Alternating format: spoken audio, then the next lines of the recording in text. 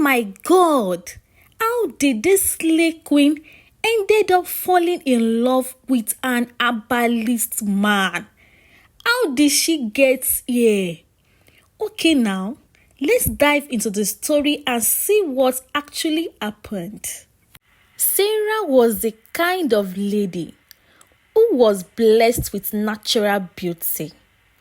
She has a smooth dark skin that glowed like honey, a nice curves that perfectly fits her outfits.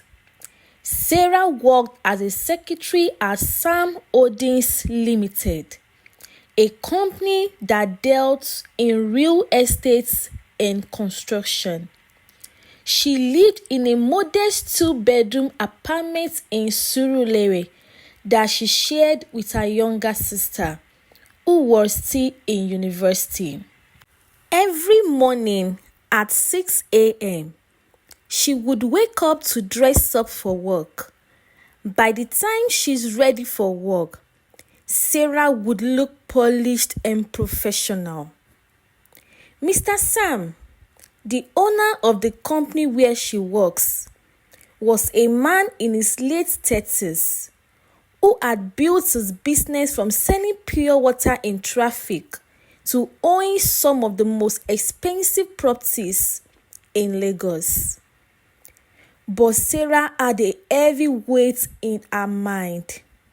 She was not happy just being a secretary. She looked at his boss's expensive cars and properties, and she wanted all of that for herself. She thought to herself, if I can make this man fall in love with me, I will become the madam of the house and live like a big woman. Sam was a good man who loved his wife very much. They had been married for 10 years and they had 3 beautiful children together. Every day at the office, Sam would call his wife to ask how she was doing, and his face would light up with happiness when he talked to her. All this always makes Sarah get jealous the more. But Sarah convinced herself that none of that mattered. In her mind, she was better than his wife.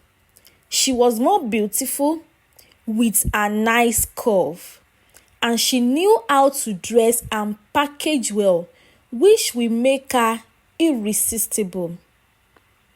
Sarah determined in her heart that she would do everything within her means to make sure she wins the heart of her boss. One Saturday, Sarah went to Balogun Market. She bought new clothes, fitted gowns, and body hug in order to reveal her shape better. She wanted to look different and to stand out in the office. Sarah also began to put extra effort in her work. She was no longer just a secretary. She wanted to be seen as the most reliable person in the office. She started coming in earlier than everyone, sometimes even before the cleaners.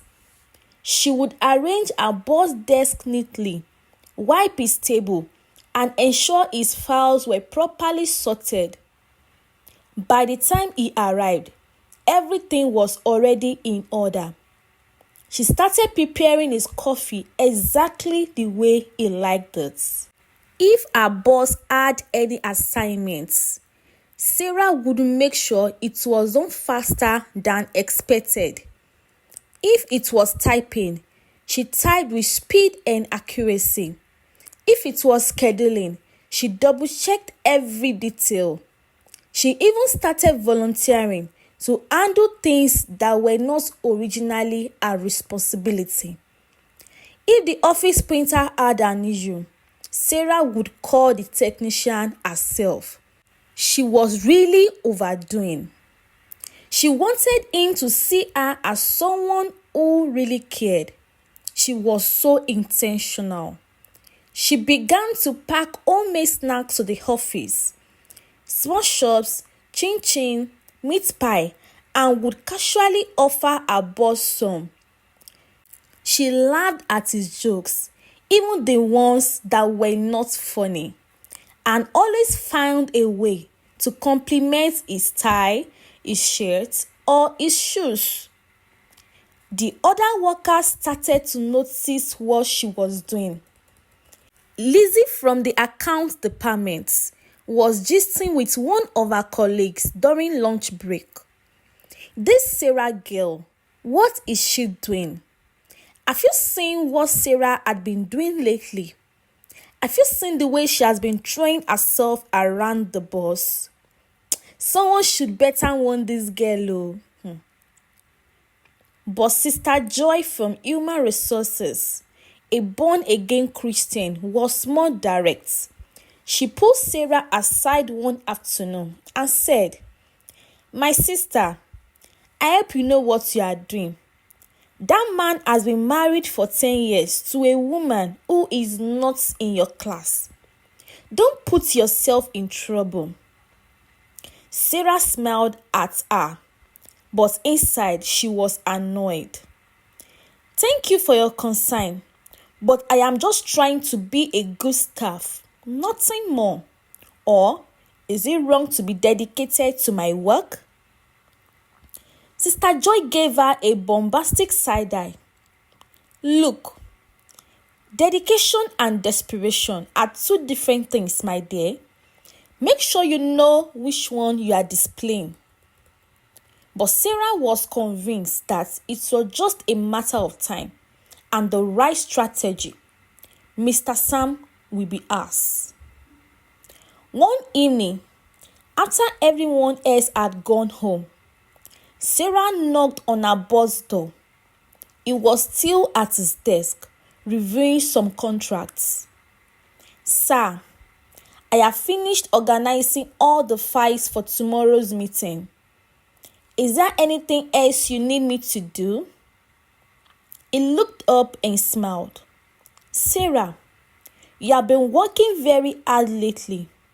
I appreciate your dedication. But please, go home and rest. It is past 8 o'clock, and Lagos traffic is not something to play with at this time." This was Sarah's moment. "Sir, to be honest, I don't mind working late. I don't have much waiting for me at home. Anyway, no husband, no children. I'm still searching for the right man to settle down with." She gave him what she thought was her most seductive smile.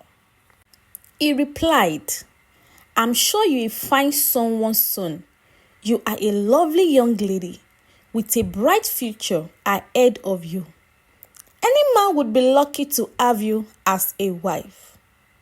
Then he did something that made Sarah's head spin.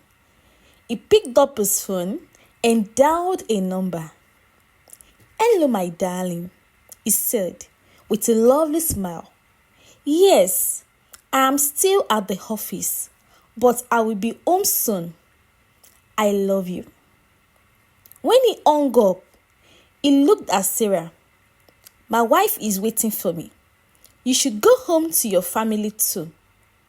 Sarah left the office that night, feeling more devastated. 3 months passed, and Sarah became more frustrated. All her strategies were not working. In fact, it seems like the more she tried to get his attention, the more he was ignoring her advances. And to even make it worse, his wife now comes to the office more often. What kind of love did he ask for his wife? Sarah thought to herself, this is already looking like mission impossible, because she also does not want to make it too obvious so she won't lose her job. Sarah has seen beautiful young girls chase married men successfully before. There had to be a way out. One Saturday afternoon, Sarah found herself walking through the Ikeja Mall. when she overheard a conversation between two middle-aged women sitting at the food court.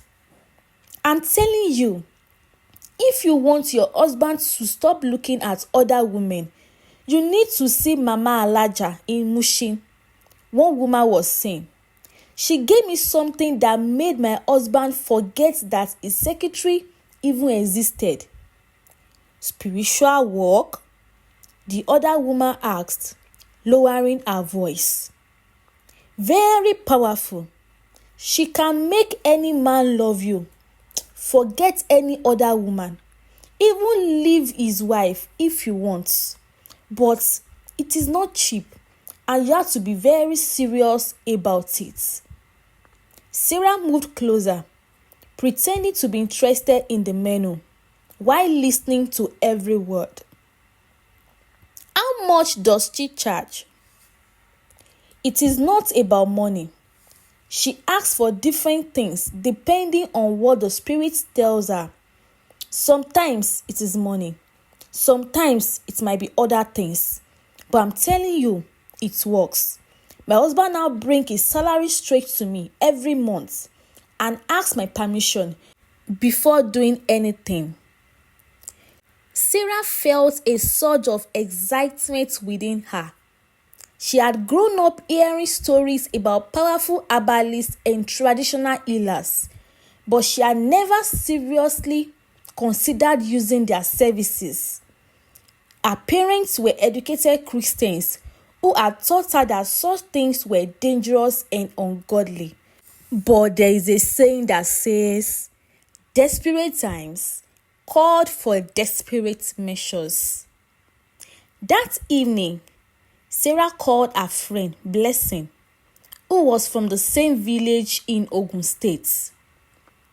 If anyone would know about herbalists, it would be Blessing. Blessing, I beg. I need to ask you something serious, Sarah said over the phone. You know all the stories our grandmother used to tell us about people who could make love charms. Do you think any of that is real? There was silence on the other end for a moment. Then Blessing said, Sarah, why are you asking me this kind of question? Are you in some kind of trouble? Just answer me, please. Do you know anyone who does that kind of work? Sarah said. Blessing replied, there is someone. But Sarah, these things are not something to play with. They can be very dangerous if you don't know what you are doing. Tell me about this person now. He is a powerful herbalist. He lives in the forest between our village and the next one. I'm begging you, think carefully before you do anything. But Sarah had already made up her mind. She was going to visit Baba that very weekend. That Friday evening, Sarah told her boss she needed to take Monday off for a family emergency. It wasn't entirely a lie. This felt like an emergency to her as she was going back to her family's area. She boarded a bus at the park and headed to the village. The walk through the forest was longer and more difficult than Sarah had expected. But when she finally saw the herbalist's house, she forgot all about her discomfort. When Sarah knocked on the door, it opened almost immediately, as if someone had been waiting for her. Good afternoon, my daughter, the herbalist said in a deep voice. I have been expecting you. Sarah was so surprised. You were expecting me? The Spirit told me that a beautiful young woman would come to me today, troubled about matters of love. Please come inside. Now, tell me the details of what brings you to my home. Sarah narrated her story and how she really wants to be a boss wife and how she has tried her possible best to catch his attention, but all to no avail. And if there is any love charm he can give her to fast track the process, and that will make him to love her. I understand your situation, he finally said, and I can help you. But first, I must ask you a question, and I want you to answer me honestly. Do you love this man, or do you love what he can give you? I think I love what he can give me. The financial security and the good life. I am tired of struggling. Good. At least you are honest with yourself, he said. I can make you something very powerful that will help you get what you want. All through their conversation, the herbalist was staring at Sarah's body, her nice curves, her beautiful face, and he was already thinking of how to make her his wife and use her problem to his own advantage. So he came up with an idea. You will stay here with me for 7 days. I have some powerful rituals I need to perform on you every night, and you have to be here in order for it to work. Trust me, by the time I'm done with you and you go back to Lagos, your boss will not be able to resist you. Sarah thought for a while. 7 days was longer than she had planned to be away from work, but she could call in sick for the rest of the week. She had come too far to turn back now. All right, she agreed. Every night, the herbalist performed rituals on her and giving her concoctions to drink, and she drank it for 7 days. On the 7th day, Sarah started feeling a strange and irresistible attraction toward the herbalist. Baba, she said suddenly, can I ask you something personal? Of course. Why are you not married? A man like you should have a family. Baba was quiet for a moment. He already knew that his charms were working. Who says I'm not married? You? You are married? Yes, I have 4 wives. Baba said, would you like to meet them? Where are they? They live in houses I built for them around this area. Each one has her own space, her own work, but we all function as one family. I want to be your wife, Sarah said. Are you sure? Baba asked her. There are no fancy things here like Lagos. So. Sarah laughed. I don't want those things anymore. I love you and I want to be here with you. So Sarah called her office in Lagos and resigned from her job. She told them she was getting married and moving to the village. Her colleagues were shocked, especially when she did not tell them who she was marrying or why she was giving up her life in the city. Baba other wives welcomed Sarah like their sister. They taught her how to cook village food and how to make medicine from herbs. Mr. Sam got a new secretary and never knew why Sarah left. His marriage remained strong and happy. That was how the herbalist used love potion on Sarah and eventually became the herbalist's wife in the village. She had planned to destroy someone else's home, and I even did boomerang on her. Truly, when you plot evil, it has a way of coming back to your own doorstep. We've come to the end of today's story. We hope you enjoyed listening to this story. Don't forget to like, share, and subscribe to this channel. Thank you for watching. See you next time. Bye.